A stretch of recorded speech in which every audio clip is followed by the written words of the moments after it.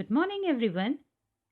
I, Mrs. Garima Bhandari, is here again with the second part of the chapter Town Traders and Craftsperson, Class 7th History. In the previous video, we talk about the various administrative towns and the temple town and pilgrimage towns. So, we'll start this video with the topic of how important was bronze. So, bronze is an alloy that was a compound of copper and tin. Then the Chola bronze image. Chola rulers used this metal to make statues through the lost wax technique. So, what was lost wax technique? First, an image was made of a wax. This was covered with clay and allowed to dry it. When it dried, next it was heated and a tiny hole was made in the clay cover. Then the molten wax was drained out through this hole. This molten metal was poured into the clay worn through the holes. Once the metal cooled and solidified, the clay cover was carefully removed and the image was cleaned and polished. You can see in this figure the bronze statue of Krishna subduing the serpent demon Kaliya. Now the emergence of small towns. From 8th century onward, subcontinent was dotted with several small towns that probably emerged from large villages. They had a mandapika where villages sold their produce. The mandapika that means mandi, to which nearby villages brought their produce to sell, also had market street called Hart. Linked with shops, there were streets for different kind of artisans such as potters, oil pressers, sugar makers, toddy makers, smiths, stone masons, and so on. Some traders live in the town, others traveled from town to town. Many came from far and near to these towns to buy local articles and sell produce of distant places like horse, salt, camphor, saffron, beaten nuts, and spices like pepper. Uh,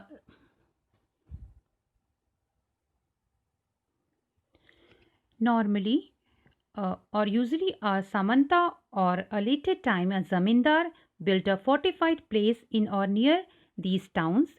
They levied taxes on traders, artisans, and articles of trade, and sometimes donated the right to collect these taxes to local temples, which had been built by themselves or by rich merchants. These rights were recorded in inscriptions that have survived to this day. Now traders began small. Many kind of traders included banjaras. Several traders, especially horse traders, formed associations with headmen who negotiated on their behalf with warriors who bought horses. As traders had to pass through many kingdoms and forests, they traveled in caravan, formed guilds. Guilds that means association of the merchants to protect their interest. Several such guilds in South India from 8th century onwards, the most famous being the Manigraram and Nanadesi. These were the two guilds traded extensively both within the peninsula and with Southeast Asia and China. The communities like the Chettiars and the Marwari Oswals went on to become the principal trading groups of the country. Gujarati traders, including the community of Hindu Baniyas and Muslim Bohra, traders extensively with the port of the Red Sea, Persian Gulf, East Africa, Southeast Asia, and China. They sold textiles and spices in these ports, and in exchange brought gold and ivory from Africa, spices, tin, Chinese blue pottery and silver from the Southeast Asia and China. Towns on the west coast were home to Arab, Persians, Chinese, Jewish, and Syrian Christian traders. The Indian spices and clothes sold in the Red Sea ports were purchased by Italian traders, eventually reached European market, fetching very high profit. Spices are grown in tropical climates like pepper, cinnamon, nutmeg, dried ginger, etc. It became an important part of European cooking, and cotton clothes eventually drew European traders to India. Now the craft in the town. Craft persons of Bidar were famed for their inlay work in copper and silver. It came to be called Bidari. Panchalas or Vishwakarma community consist of goldsmiths, bronzesmiths, blacksmiths, masons, and carpenters. They were essential to the building of temples, also played an important role in the construction of palaces, big buildings, tanks, and reservoirs. Weavers such as the Salayars or Kaikolas emerged as prosperous communities.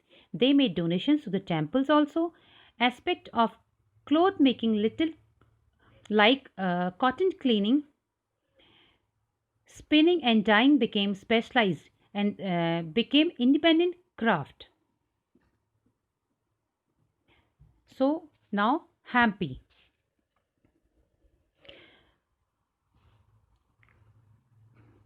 Hampi was located in the Krishna Tungbhadra basin, formed the nucleus of the Vijayanagar Empire, founded in 1336 by two brothers Harihar and Buka. Magnificent Hampi ruin revealed a well fortified city.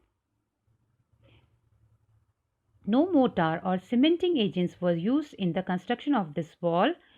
Techniques followed was to wedge them together by interlocking. Architecture of Hampi was uh, distinctive, and the buildings in the royal complexes had splendid arcs, domes, and pillared hall with niches for holding sculptures. Had well planned orchards and pleasure gardens with sculptural motifs such as the lotus and the corbel in the 15th and 16th century. Hampi bursted with commercial and cultural activities. Muslim merchants, chettis, and agents of European traders such as the Portuguese thronged the market of Hampi. Temples were the hub of the cultural activities. Devdasis, that means the temple dancers, they performed before the deities, royalty, and the masses in the many pillared hall in the Virupaksha temple. Virupaksha was a form of Shiva.